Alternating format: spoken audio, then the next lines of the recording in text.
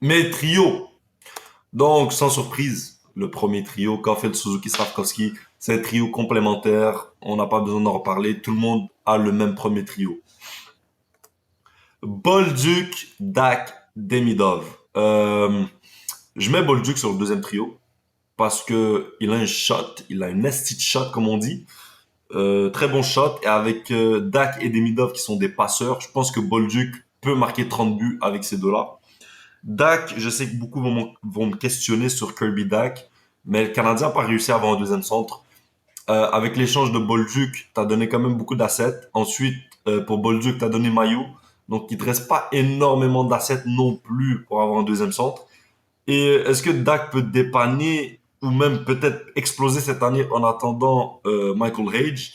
Même quand Hage va venir, je le vois pas forcément sur un deuxième trio pour commencer, plus sur un troisième.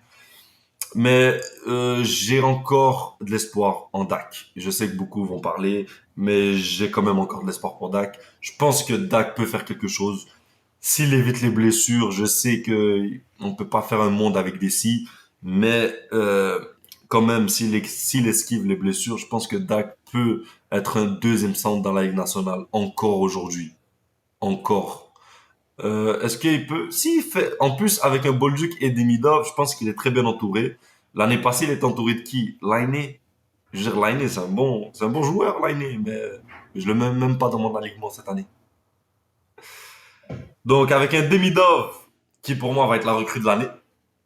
Donc, Demidov, Bolduc et Dak, pour moi, ça peut être un trio très complémentaire. Euh, c'est des joueurs qui vont en donner. C'est des joueurs qui ont des choses à prouver. Bolduc a prouvé que ça peut être un joueur top 6, tu vois. Dak, il doit prouver que si ça peut être un centre top 6. Et Demidov, il a prouvé parce que toutes les attentes qu'on a envers lui, donc il doit répondre à nos attentes. Gallagher, Newhook, Anderson. Déjà, on va commencer par Gallagher. Euh, Quel manque de respect envers Gallagher. Gallagher a eu 20 buts l'année passée et je le vois énormément sur des quatrièmes trios pour l'année prochaine. Gallagher a eu 20 buts, je vous le rappelle, l'année passée. Et j'en vois beaucoup le mettre sur un quatrième trio avec Evans. Moi, je mets Gallagher sur le troisième trio avec Newhook. Newhook, en tant que troisième centre, va être excellent. Parce qu'il n'aura plus la... Il va plus être obligé de produire. Tu comprends? Il va plus avoir la pression de produire sur un top 6. Newhook sur un top 9, parfait. Centre de troisième trio, c'est parfait. Il est rapide, il a de l'engagement, il est responsable défensivement. Troisième trio, pour moi, c'est parfait. Il a de la vitesse. C'est excellent sur un troisième trio. Avec un Gallagher qui est combatif. On connaît tous Gallagher. Et Anderson qui est rapide, combatif, robuste. Pour moi, ça, c'est un excellent troisième trio. Excellent. Trio complémentaire. Et pour moi, c'est un excellent troisième trio et un des meilleurs de la Ligue nationale si on garde Gallagher, Newhook, Anderson ensemble. Comme troisième trio, c'est incroyable. Quatrième trio, Samuel Blais, on l'a signé. Robuste, Samuel Blais, très robuste, capable de plaquer, capable de se battre. C'est pour ça que je le vois sur les quatrième trio. Je sais que l'année passée, il a joué dans la Ligue américaine, mais je le vois bien sur un quatrième trio avec le Canadien. Avec un Jake Evans, un quatrième centre de luxe. Evans est l'un, si ce n'est pour moi le meilleur joueur de centre de quatrième trio de la Ligue nationale. Blay Evans, parfait. Et j'ai mis des points d'interrogation à droite parce que avant j'aurais mis Florian Jackai. Avec les séries éliminatoires du Rocket de Laval, Jackai, je pense qu'il a peut-être besoin encore d'une année dans la Ligue américaine pour ensuite faire le saut chez les professionnels, pour ensuite faire le saut avec le Canadien. Donc ouais, Blay Evans et un point d'interrogation, je voudrais un joueur de quatrième trio, étiqueté quatrième trio, euh, robuste, qui fait 6 pieds 2 et plus si possible, robuste, capable de plaquer, capable de se battre, des bonnes mises en échec, tu vois, un bon joueur de quatrième trio robuste pour compléter Evans et Blay et avoir enfin une identité sur un quatrième trio. Pour moi, un quatrième trio doit avoir une identité. Et Blay Evans avec un autre joueur, ils vont avoir une identité.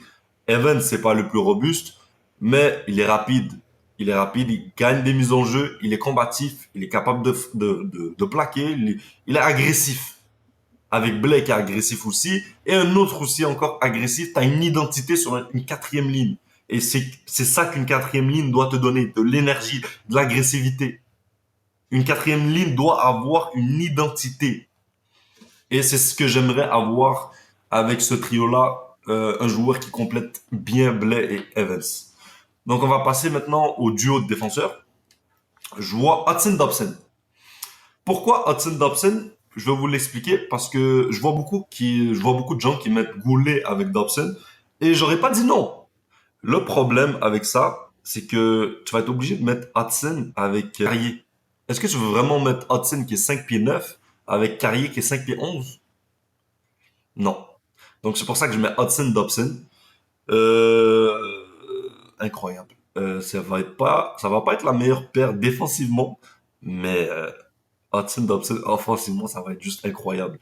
En attendant que Ryan Baker se développe, parce que dans 2 ans, je vois Hudson avec Ryan Baker et Goulet avec Dobson. Mais en attendant, je pense que Hudson Dobson, ça peut faire du dommage. Beaucoup de dommages, si vous voyez ce que je veux dire. Donc, Goulet-Carrier, c'est une paire qui a vraiment bien fonctionné l'année passée. C'est une paire que j'ai pas envie de changer. T'as deux joueurs extrêmement bons défensivement, pas les meilleurs offensivement, mais c'est des joueurs que tu peux mettre face au meilleur trio adverse. Donc, Goulet-Carrier, pour moi, c'est une très bonne paire pour contenir les trios adverses. Ma troisième paire, Jacky et Rambacker. Rambacker, je le commence à Montréal. Oubliez pas que c'est un choix de première ronde, cinquième au total. Rambacker se doit de jouer dans la Ligue nationale. Je veux dire, ça fait 2 ans, même 3 ans, je pense, qu'on l'a repêché. À un moment donné, il doit jouer. Il a eu des blessures. Moi, je pense qu'il peut commencer la saison à Montréal. Le faire commencer avec Jacky sur une troisième paire en jouant 14 minutes par match, je pense que c'est excellent pour sa progression. Il va s'habituer petit à petit au hockey de la Ligue nationale. Je pense que c'est parfait. Jacky va être à sa quatrième saison déjà ou troisième? Quatrième ou troisième? Bref, un des deux dans la Ligue nationale. Moi, Jacky, j'ai aucun problème avec lui. Ça veut dire à 14-15 minutes par match, Jacky, je le trouve excellent. Il doit juste retrouver sa confiance. Moi, je trouve que c'est vraiment un problème de confiance avec Jacky parce qu'il n'a pas la confiance de Saint-Louis. Une fois qu'il l'aura, je pense que ça va très bien se passer pour Jacky. Et Ryan Baker, c'est parfait pour moi. Maintenant, il y a deux noms qui manquent. Un en attaque et un en défense. Vous me voyez venir. En attaque, il n'y a pas de Patrick Laine. Moi, Patrick Laine, je veux pas le voir à Montréal l'année prochaine. Bolduc, t'as ramené un autre buteur. Bolduc.